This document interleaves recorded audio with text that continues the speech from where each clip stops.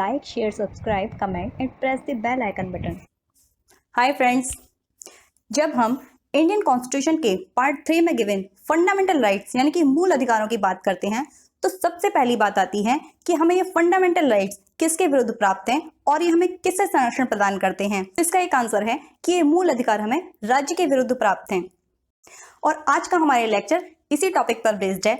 आज हम देखेंगे कि राज्य किसे कहते हैं और राज्य की परिभाषा के अंतर्गत किसे किसे रखा गया है। So hi friends, welcome in law fighters and I am Shalini Chauhan. और आज हम डिस्कस करेंगे स्टेट की डेफिनेशन और देखेंगे कुछ इंपॉर्टेंट केसेस के बारे में। फ्रेंड्स, लास्ट लेक्चर में हमने फंडामेंटल राइट का एक क्विक ओवरव्यू डिस्कस किया था और अब हम वन बाय वन हर एक आर्टिकल को देखेंगे। तो सबसे पहले हम देखते हैं स्टेट की डेफिनेशन। तो आइए डिस्कस करते हैं कि स्टेट क्या होता है और स्टेट के अंदर किसे किसे रखा गया है। फ्रेंड्स, जब हम बात करते हैं आर्टिकल 12 की तो एक बात जान लेनी जरूरी है कि आर्टिकल 12 भाग 3 के प्रयोजन के लिए राज्य शब्द की परिभाषा को बताता है और इसमें प्रयुक्त राज्य शब्द की परिभाषा और किसी भी अनुच्छेद के लिए यानी कि फंडामेंटल राइट्स में गिवन अनुच्छेदों के अलावा और किसी भी अनुच्छेद पर लागू नहीं होती है। तो आइए देखते हैं कि राज्य शब्द की परिभाषा के अंतर्गत किसे किसे रखा गया है। राज्य शब्द की परिभाषा के अंतर्गत भारत सरकार एवं संसद मीन्स इंडियन गवर्नमेंट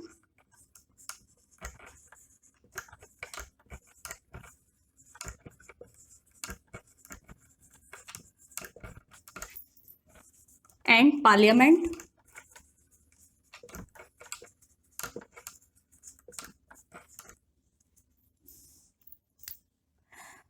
राज्य सरकार एवं विधानमंडल मीन्स स्टेट गवर्नमेंट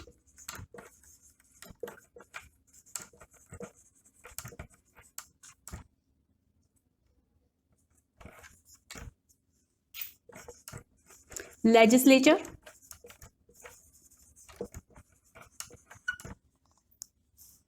सभी स्थानीय प्राधिकारी ऑल लोकल अथॉरिटीज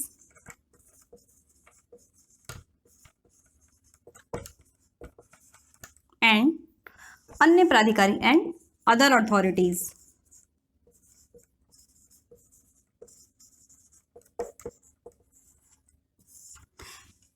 इन सभी को राज्य की परिभाषा के अंतर्गत रखा गया है। इसमें यह जान लेना जरूरी है कि पार्लियामेंट यानी कि संसद के अंतर्गत राज्यसभा और लोकसभा दोनों आते हैं और लेजिस्लेचर के अंतर्गत विधानसभा और विधान परिषद दोनों ही इंक्लूड हैं।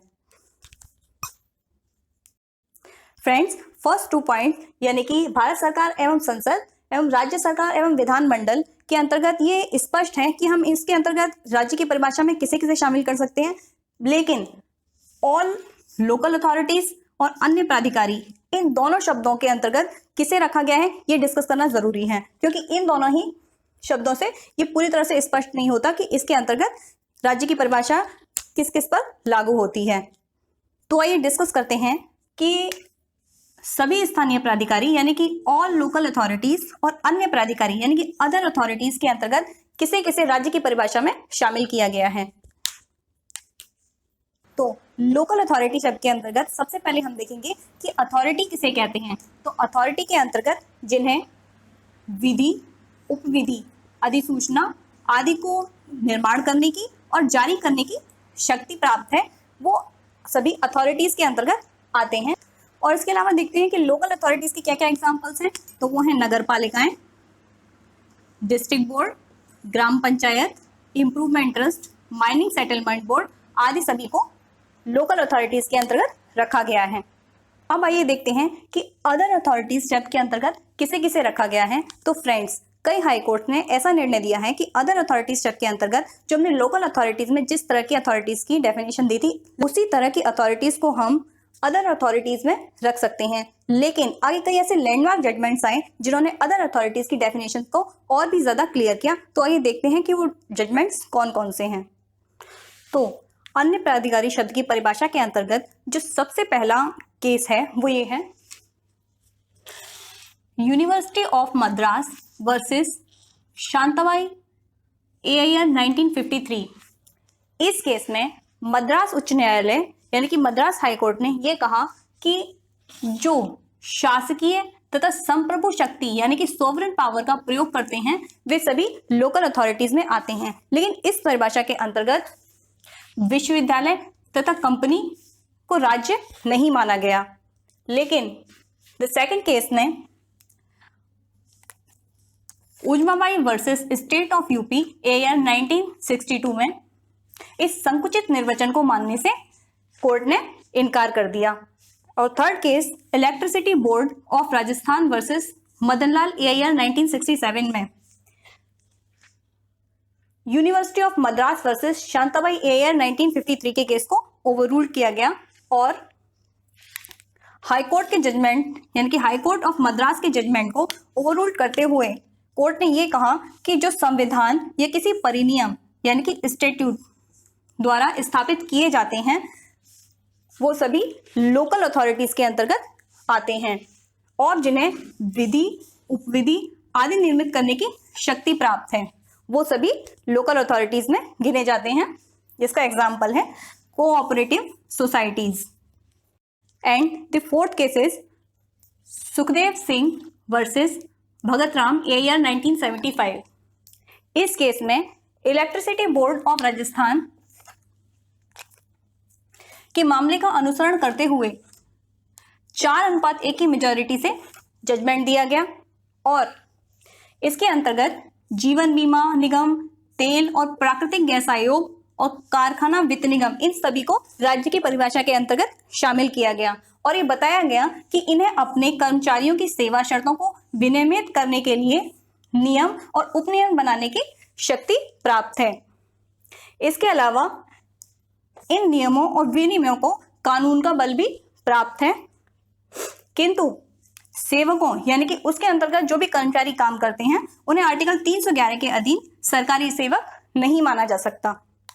इस तरह इन सभी केसेस के माध्यम से अदर अथॉरिटीज यानी कि अन्य प्राधिकारी शब्द की परिभाषा को और भी ज्यादा स्पष्ट कर दिया गया। अब आइए कुछ इंपॉर्टेंट जजमेंट्स को देख लेते हैं जिन्होंने राज्य शब्द की डेफिनेशन को और भी ज्यादा क्लियर किया है। देखते हैं। नंबर फर्स्ट केस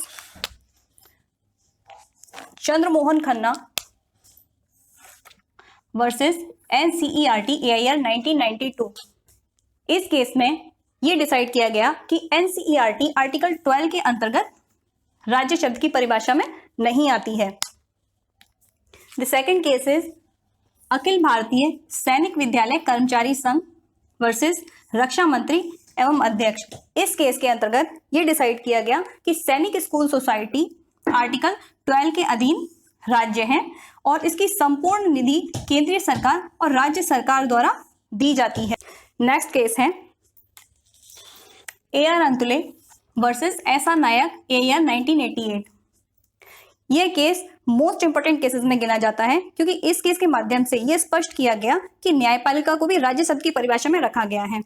इस केस में बताया गया कि सुप्रीम कोर्ट की 7 न्यायाधीशों की संविधान पीठ ने यानी कॉन्स्टिट्यूशनल बेंच ने डिसाइड किया कि न्यायालय ऐसे आदेश या निर्देश नहीं दे सकता जो नागरिकों के फंडामेंटल राइट्स का उल्लंघन करता हो। फ्रेंड्स, इस तरीके से इन केसेस के माध्यम से ये स्पष्ट किया गया कि आर्टिकल 12 के अंतर्गत राज्य शब्द की परिभाषा में किसे किसे रखा गया है। तो एक कंप्लीट एनालिसिस था आर्टिकल 12 को लेकर। मैं उम्मीद करती हूँ कि आपको अच्छे से समझ में आ गया होगा कि आर्टिकल 12 में राज्य शब्द की परिभाषा में किसे किसे रखा गया है। अगले लेक्चर में हम डिस्कस करेंगे आर्टिकल 13 के बारे में। इसी के साथ ये लेक्चर ही एंड होता है। अगर आपको ये लेक्चर अच्छा लगा हो तो इस चैनल को लाइक एंड सब्सक्राइब करना ना भूलें, साथ ही बेल आइकन को भी क्लिक करें और अपने वैल्यूएबल कमेंट्स भी हमें देते रहें। मैं मिलती हूँ अगले लेक्चर में नेक्स्ट टॉपिक आर्टिकल 13 के साथ। तब तक के लिए thank you very much and bye bye.